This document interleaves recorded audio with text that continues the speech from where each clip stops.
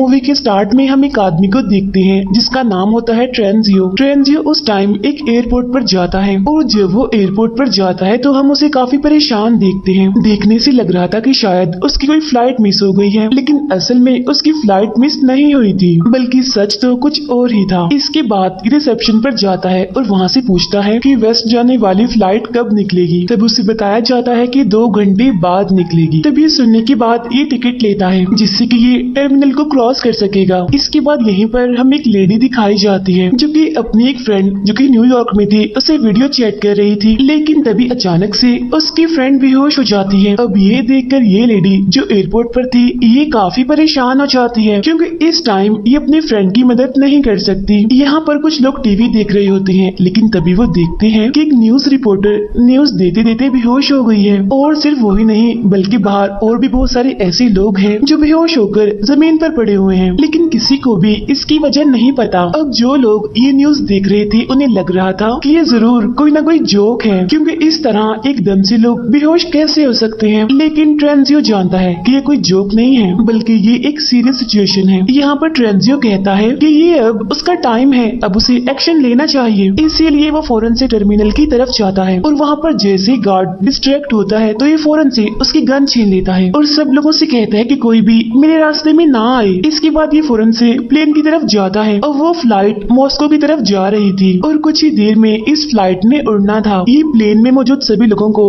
Gun point पर लेता है और प्लेन को फौरन से उड़ाने के लिए कहता है, लेकिन जो असली पायलट था वो अभी तक प्लेन में नहीं आया था। लेकिन जो को पायलट होता है वो इस टेररिस्ट की हेल्प नहीं करना चाहता, इसीलिए ये दोनों एक दूसरे से लड़ रहे होते हैं, जिसकी वजह से एक गोली उस पायलट को लग जाती है, इसीलिए वो जख्मी हो जाता है। ये गोली उस पायलट के हाथ में लगी थी। अब इस सारे सिचुएशन की वजह से वो सारे पैसेंजर्स काफी परेशान थे और फ्लाइट अटेंडेंट इन सबको हौसला दे रही थी कि सब ठीक हो जाएगा, कुछ भी नहीं होगा।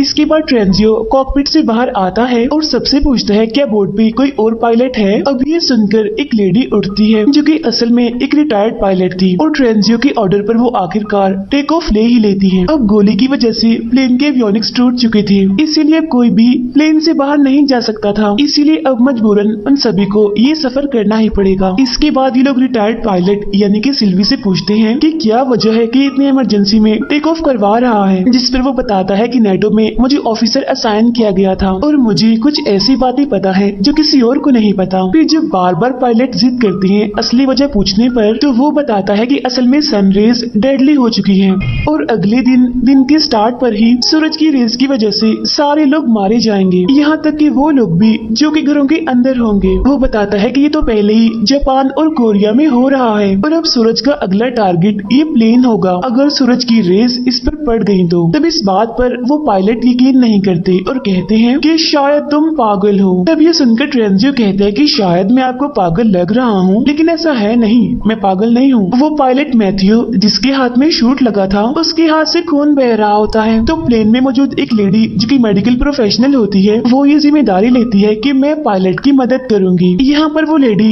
हॉट नाइफ का यूज करती है ताकि वो उस पायलट के हाथ से उस गोली को निकाल सके। अब इस वजह से पायलट को बहुत ज्यादा दर्द हो रही थी और प्लेन में मौजूद सारे पैसेंजर्स भी उसकी वजह से परेशान हो रहे थे, लेकिन यहाँ पर मैथ्यू जानता था कि उसे सब्र से काम लेना चाहिए क्योंकि सबकी जिंदगी अब उस पर डिपेंड करती है। यहाँ पर मैथ्यू सबको बताता है कि हम उसी जगह पर लैंड करेंगे जहाँ पर लैंड करने का ट्रेंजियो हमें कह रहा है, बजाय उस जगह पर लैंड करने के जहाँ पर हमने सोचा था। यहाँ पर मैथ्यू को लगता है कि फाइटर जेट्स लाजमी आ रहे होंगे उन्हें रेस्क्यू करने के लिए, क्योंकि उन्होंने ये प्लेन इसीलिए उड़ाया था क्योंकि उसे यानी मैथ्यू को गन पॉइंट पर लिया गया था। लेकिन दूसरी पायलट यानी सिल्वी को ऐसा नहीं लग रहा था, उसे नहीं लग रहा था कि कोई उनकी मदद करने के लिए आएगा। वहाँ एक और पैसेंजर को जब ये बात पता चलती है कि सन रेज सबको मार रही हैं, तो उसे इस बात पर यकीन नहीं होता, इसीलिए वो पायलट्स पर शक करने लगता है, यानी कि सारे पायलट्स उनसे झूठ बोल रहे हैं। इस पैसेंजर का नाम अयाज होता है। इसके बाद हम एक और पैसेंजर को देखते हैं जो कि अरबी होता है। ये पैसेंजर एकदम से खांसी करने लगता है और देखते ही देखते बेहोश हो जाता है। अब यहाँ पर पर अयाज ऐसे प्रिटेंड करता है कि जैसे वो इसकी हेल्प कर रहा है और इसी सब के बीच वो ट्रेंजियो से उसकी गन छीन लेता है। इसके बाद ट्रेंजियो को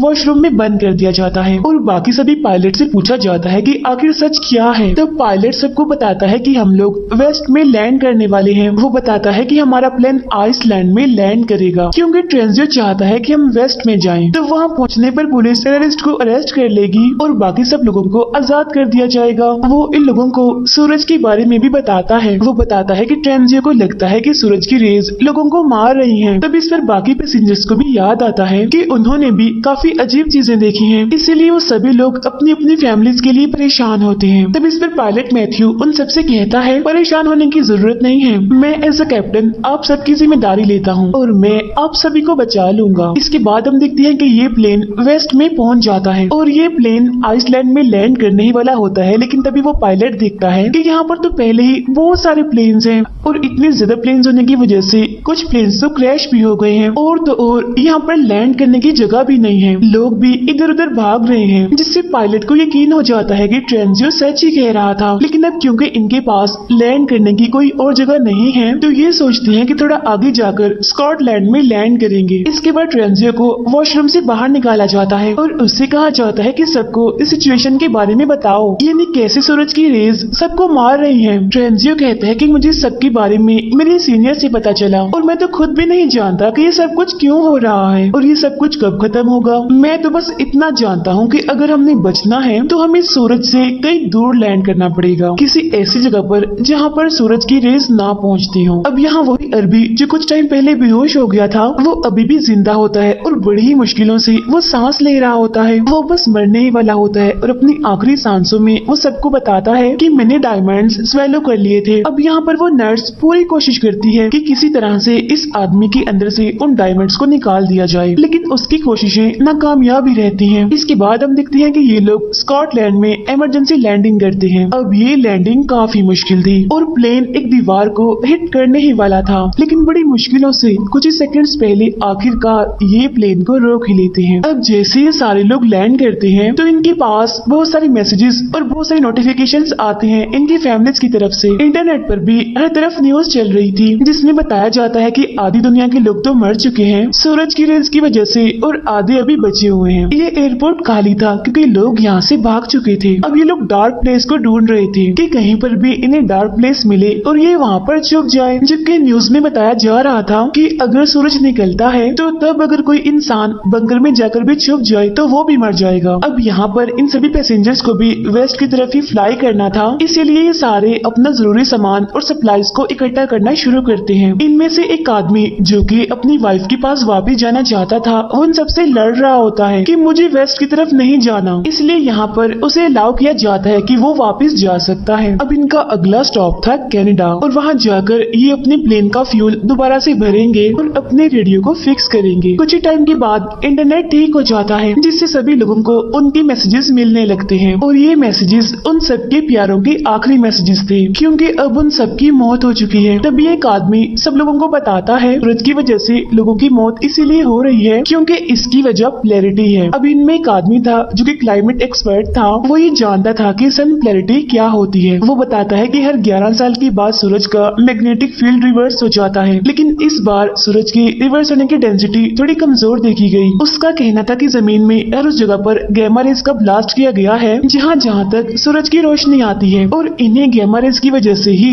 लोग मर रहे हैं। अब इस थियरी को प्रूव करने के लिए भी इनके पास कोई रास्ता नहीं था, लेकिन तभी हम देखते हैं कि अयाज को एक नई रिपोर्ट मिलती है जिसमें बताया गया कि RAF के सर्विसमैन जो कि इन्होंने पिक किए हैं और इस टाइम इनके प्लेन में हैं, वो असल में टेररिस्ट हैं जो कि अफगानिस्तान से आए हैं। इन्हें अरेस्ट कर लिया गया था और इन्हें इनकी कंट्री में वापस लेकर जाया जा रहा था। बाहर हम देखते हैं कि उनमें से एक टेररिस्ट एक बूढ़े आदमी से लड़ रहा होता है और बाद में उसे धक्का देता है जिसकी वजह से उस बूढ़े आदमी की मौत हो जाती है। अब ये बात जब पायलट को पता चलती है तो मेन पायलट ये डिसाइड करता है कि वो उन टेररिस्ट को कनाडा में छोड़कर अपने फर्दर एक दूसरी फ्लाइट लेंगे। इसके बाद ये लोग लैंड करते हैं और अब सूरज निकलने में सिर्फ 2 घंटे रह गए थे। यहाँ पर उन टेररिस्ट को कहा जाता है कि आप रेडियो को रिपेयर करने के लिए यहाँ आसपास कोई शॉप देखें। तब इस बात पर वो 2 पैसेंजर्स को अपने साथ ले जाने के लिए कहते हैं। वो कहते हैं अच्छा ठीक है हम शॉप ढूंढने के लिए जाएंगे, लेकिन साथ में जेकब और गैब्रियल को लेकर जाएंगे। अब यहाँ पर जेकब को तो सारे प्लान का पता था, लेकिन गैब्रियल को इस बारे में नहीं पता था। फिर जब जेकब और गैब्रियल टेररिस्ट के साथ जाते हैं तो जेकब उन टेररिस्ट को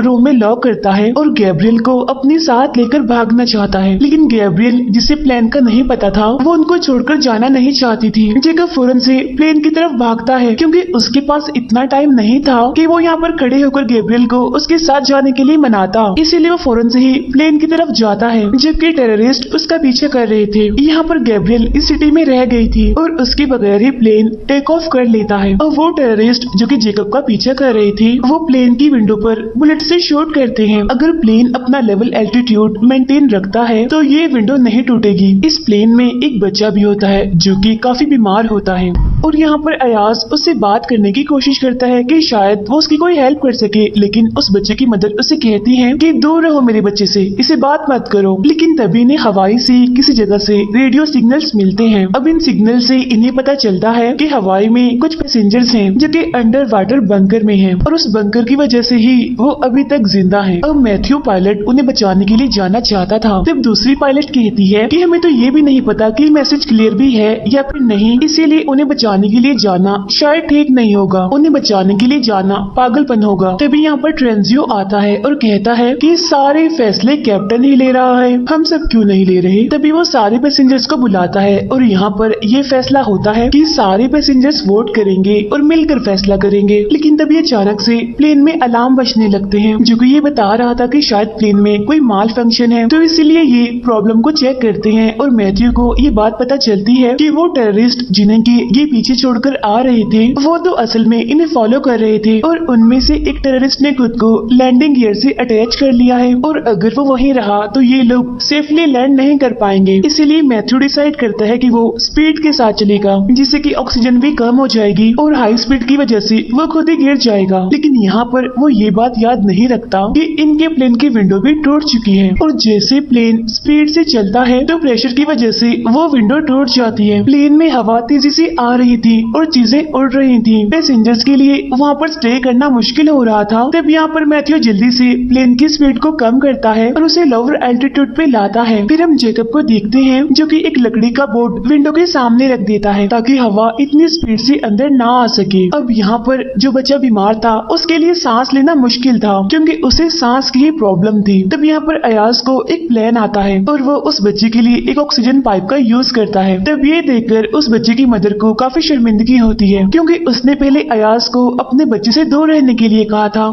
लेकिन आज अयाज ने ही उसकी मदद की। यहाँ पर कैप्टन उन सबको बताता है कि अगर हम इसी स्पीड के साथ चलते रहे तो हम हवाई में लैंड नहीं कर पाएंगे, इसीलिए वो अपनी लैंड करने की लोकेशन को चेंज करते हैं। और तो और हैंगिंग टेररिस्ट की वजह से इन्हें मुश्किल का सामना करना पड़ रहा था। लेकिन तभी हम दिखते हैं कि अयाज, जेकब और ट्रेंजियो अंडर कैरेज में जाते हैं।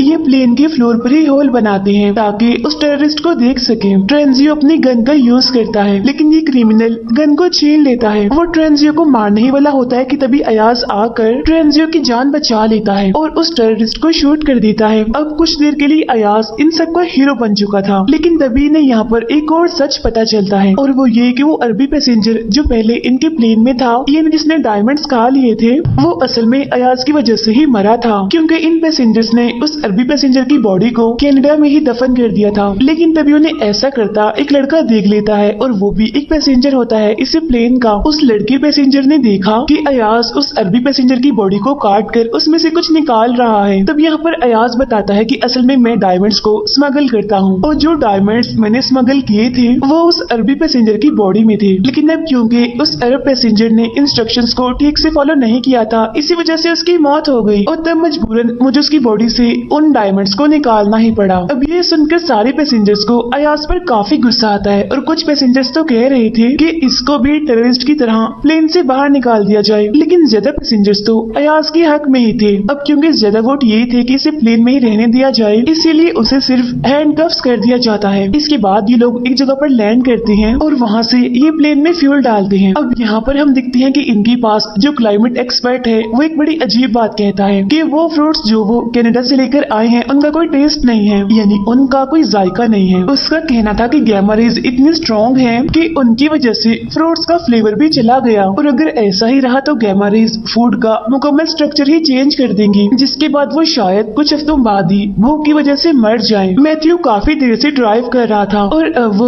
उस क्लाइमेट एक्सपर्ट से कहता है कि हमने उस जगह पर जाना है जहाँ पर सूरज की रेस ना पड़ती हो, इसीलिए इन बातों के बारे में हम बाद में सोचेंगे। फिर हम दूसरी पायलट को देखते हैं जो कि मैथ्यू से कह रही थी कि तुम काफी थक गए हो, अब तुम्हें रेस्ट करना चाहिए, क्योंकि काफी देर से वो प्लेन चला रहा था और उसे अब नींद आ रही थी थकावट की वजह से। और जाहिर सी बात है कि इस वजह से बाकी पैसेंजर्स की जान भी खतरे में थी। अब सारे पैसेंजर्स उसके पास आकर उसे काफी मनाते हैं और कहते हैं कि आपको सोना चाहिए। वो कहता है ठीक है मैं सो जाऊंगा, लेकिन अभी नहीं, बाद में, अभी मुझे प्लेन ही चलाना है। लेकिन तभी इन्हें एक और रेडियो सिग्नल मिलता है जिससे इन्हें कन्वर्सेशन तो ठीक से सुनाई नहीं दे रही थी, बस एक बात सुनाई दे रही थी जिसमें कहा जा रहा था तारा 17। अब बहुत जल्द इन्हें समझ आ जाती है कि जो आदमी उनसे बात कर रहा है असल में वो एक एस्ट्रोनॉट है जो कि स्पेस में है। अब ये लोग काफी हैरान थे इस वजह से कि वो जिंदा है और लग रहा था कि शायद वो जमीन पर मौजूद कंट्रोल रूम से बात कर रहा है। अब ये लोग डिसाइड करते हैं कि ये लोग नेटो के हेडक्वार्टर तक जाएंगे, यानी जहाँ से ये सब कुछ शुरू हुआ। वहाँ मैथ्यू जो कि वॉशरूम में गया था, ये सब लोग आकर देखते हैं कि वो तो बेहोश पड़ा हुआ है वहाँ पर। असल में उसके हाथ पर जो गोली लगी थी उसकी इंजरी पहले से ज्यादा सीरियस हो गई थी, जिसकी वजह से पॉइजन उसकी पूरी बॉडी में ही फैल रहा है। तब इन पैसेंजर्स में से जो नर्स होती है वो कहती है कि अगर हम लोग किसी तरह हॉस्पिटल पहुँच जाए तो मैं इसका ऑपरेशन कर दूंगी। अब दूसरी पायलट जिसका नाम सिल्वी है वो काफी परेशान होती है ये सोचकर कि मैथ्यू के बगैर मैं प्लेन अकेली कैसे चलाऊंगी। तब सारे पैसेंजर्स उसे इंसिस्ट करते हैं कि तुम्हें ट्राई करना होगा, अगर तुम्हें इसका एक्सपीरियंस नहीं है तो फिर भी तुम्हें ये प्लेन चलाना है, क्योंकि अब तुम भी हमारी एक आखिरी उम्मीद हो। यहाँ पर हम देखते हैं कि सिल्वी यूट्यूब पर वीडियोस देखती है जिससे कि वो ये समझ रही है कि उसे कैसे प्लेन को लैंड करना है। अब वीडियो दिखना तो आसान था, जब प्लेन को उड़ाना था, उसे लैंड करवाना था, तो ये सब तो बहुत मुश्किल था, इसीलिए सिल्वी काफी घबरा रही थी। अब ये लोग लैंड तो करते हैं लेकिन ये लैंडिंग काफी शेकी सी थी, लेकिन किस्मत से सारे पैसेंजर सेफ थे और सारे खड़े होकर सिल्वी के लिए क्लैपिंग करते हैं। फिर टाइम ज़ाया ना करते हुए ये खुद को 3 ग्रुप्स में डिवाइड करते हैं, यानी इन सब ने अलग अलग टास्क परफॉर्म करने थे, जिसमें से कुछ ने तो प्लेन के फ्यूल को रिफिल करना था,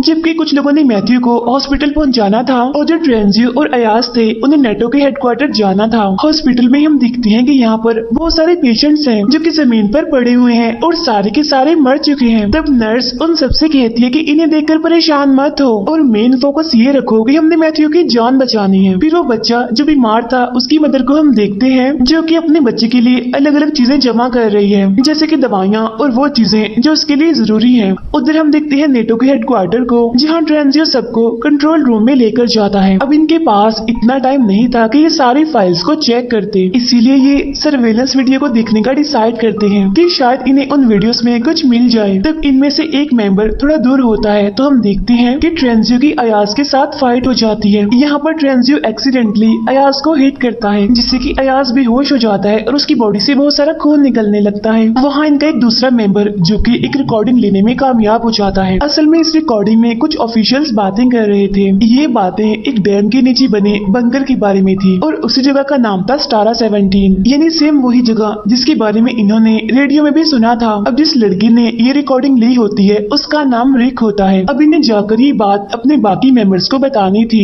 लेकिन तभी हम देखते हैं कि ट्रेंजियो आकर रिक को बताता है कि मैंने अयाज को मार दिया है। तब रिक आकर देखता है कि उसकी पूरी बॉडी खून में लथपथ है।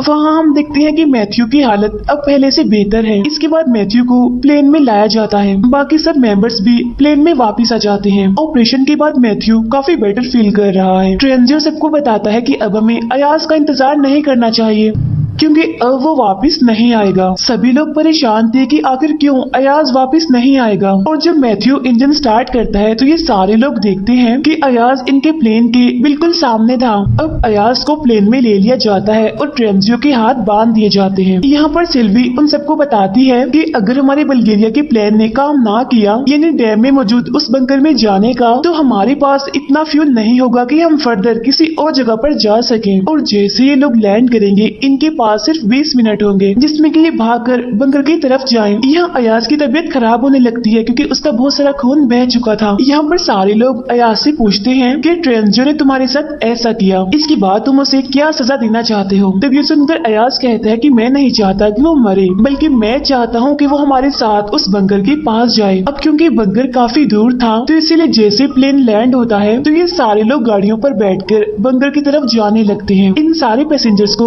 दो ग्रुप में डिवाइड किया गया था, यानी कि दो गाड़ियों पर ये लोग जा रहे थे। इनमें पहली गाड़ी को सिल्वी ड्राइव कर रही थी और दूसरी गाड़ी को ड्राइव कर रहा था अयाज। अब क्योंकि खून निकलने की वजह से अयाज की तबीयत खराब होती है, इसीलिए अयाज और उसके साथियों की गाड़ी क्रैश हो जाती है। लेकिन पहली गाड़ी जिसे की सिल्वी चला रही थी वो काफी दूर पहुंच चुकी थी। सिल्वी जल्दी से एक टर्न लेती है और एक आधे खुले हुए गेट से अंदर एंटर कर जाती है। अब एक पैसेंजर इस गेट को टच भी करता है लेकिन वो पीछे की तरफ गिर जाता है क्योंकि उस गेट में करंट था। अब इन्हें यहाँ पर ये बात पता चलती है कि इन्हें बटन को प्रेस रखना है जब तक ये सारे पैसेंजर्स अंदर नहीं आ जाते। और बटन प्रेस करना इसीलिए जरूरी है क्योंकि जब तक बटन प्रेस रहेगा तो गेट भी ओपन ही रहेगा। यहाँ पर ट्रेंजियो कहता है कि मैं बटन को प्रेस रखूंगा और तब तक सारे पैसेंजर्स अंदर आ जाएं। यहाँ सिल्वी ट्रेंजियो के हाथों को बांध देती है क्योंकि उसे शक था कि कहीं ट्रेंजियो उन्हें धोखा न दे दे, इन्हें जैसा कि उसने अयाज के साथ किया। वो ट्रेंजियो से कहती है कि तुम्हें तभी आजाद किया जाएगा जब सारे मेंबर्स अंदर आ जाएंगे, यानी कि वो सारे मेंबर्स भी जो कि अयाज के साथ उसकी गाड़ी में थे। ट्रेंजियो के हाथों को बांधकर सिल्वी और बाकी सारे मेंबर्स अंदर चले जाते हैं। उधर अयाज अपने सारे मेंबर्स को लेकर लेफ्ट टर्न लेता है, यानी वो एक डिफरेंट टर्न लेता है और वो एक डिफरेंट गेट से